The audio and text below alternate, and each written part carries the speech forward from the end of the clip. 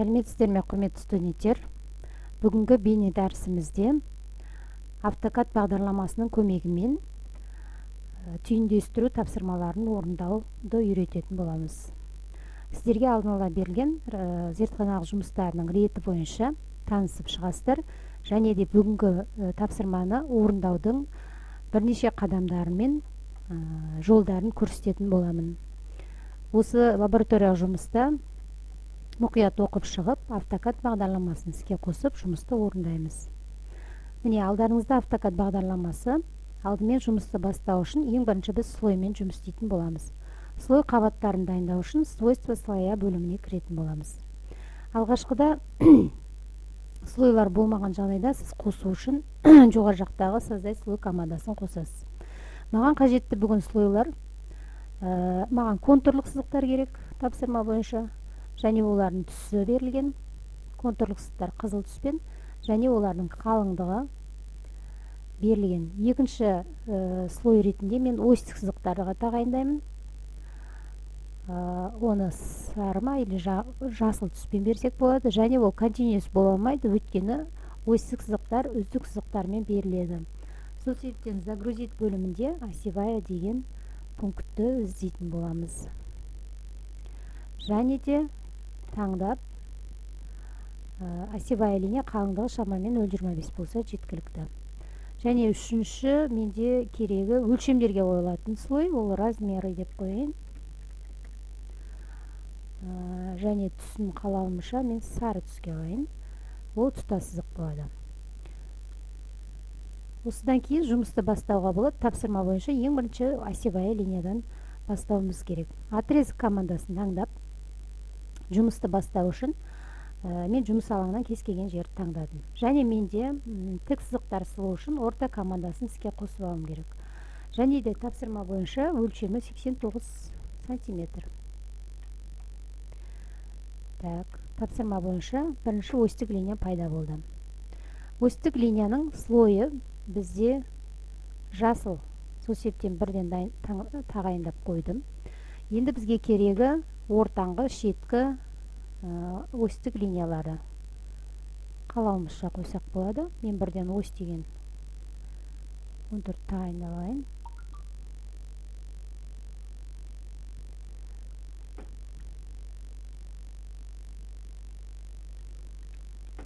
Сәйкесінше ортасындағы размер емес осьқа. Кейін бұл уақытша линияларды қалдыруға да болады. Келесі тапсырма бойынша менде шеңбер сызу. Шеңбер сызудың түрлі әдістері бар. Ал қадам бойынша орындайтын болсақ, біз диаметр деген таңдаймыз. Бұл жердегі диаметр 48-ге тең екен. Оның сыртқы шеңбері контурлық сызықтар арқылы орындау керек. Ол размері шамамен 66 тапсырма бойынша. Және де келесі тапсырма екі жақ шетіндегі кішкентай шеңберлеріміздің диаметрі 12. Дәл солай екінші бөлігіне де орындаймыз. Енді лабораториялық жұмыс бойынша бізге сыртқы шеңберлер керек. Оны радиус арқылы орындаймыз. Оның радиусы 12. Дәл солай екінші бөлігіне де орындаймыз. Келесі, енді бізге үлкен круг шеңбер керек болады, бірақ та ол бізге айтады, осы үш нүктені басып жанап өтетіндей болу үшін осы три точки касания деген бөлім таңдаймын. Олар қай нүктелер? Міне, мына бөлігі ортасы, әрбір шеңберді жанап өтетіндей шеңбер құрылады. Қарап отырғандарыңыздай автоматты үлкен шеңбер және де үш нүктені басып өтетіндей шеңбер құрылды. Енді маған қажет емес аймақты алып тастау үшін редактирование бөлімінде обрезать командасын таңдап, қажет емес бөлікті алып тастаймыз. Келесі тапсырма бізге массив құру. Массив құру үшін центрі шамамен тапсырмада 10 мм болатын. Кешіріңіздер, бұл жерде диаметр 10 шеңбер керек. Массивті орындау үшін редактирование бөлімінде массивқа кіреміз. Массивтің бірнеше түрлері бар. Бізге керегі круговая. Таңдаймыз. Enter арқылы массив орналасады. Өздеріңіз білесіздер, стандартты түрде 6 санға ие. Қалған өзгерту үшін 2 рет басу арқылы міне мына жерден санын өзгертуге болады, число элементов. Енді бізге керегі түйіндестіру. Ол міне редактирование бөлімінде соображение деп тұрады.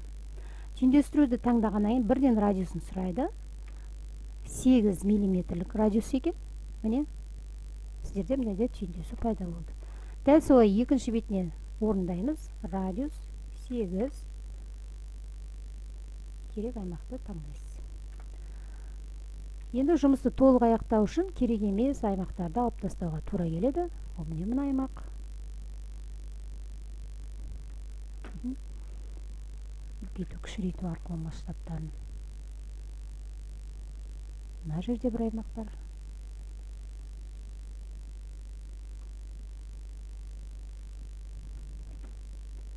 Және мына бөлік.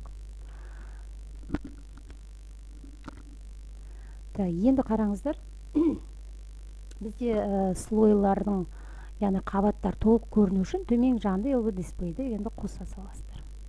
Енді бізде лабораториялық жұмыс бойынша өлшемдерді қою керек болады, жұмысты толық аяқтау үшін.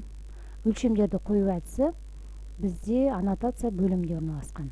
Өлшем қоюдың бірнеше түрлері бар. Ол сіздің фигураңызға байланысты. Мен мысалға линейден таңдайын. Алғашқы менде 89 аралығы керек. Енді мен размерге арналған слойымды бірден пайдаланып кетейін да.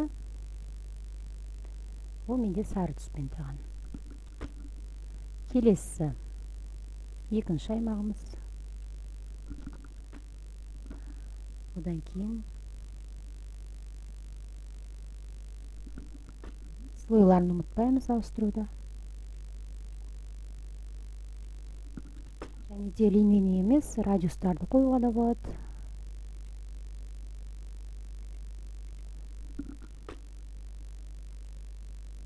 Диаметрмен қойып керек. Мына жерде түйіндестіру, бүгінгі тапсырма бойынша түйіндестірудің размерлерін қоюға болады екен. Ол бізде 8 мм көрсетеді.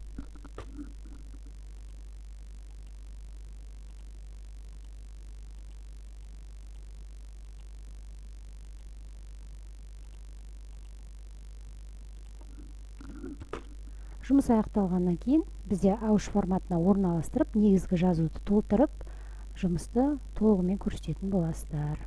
Назарларыңызға рахмет.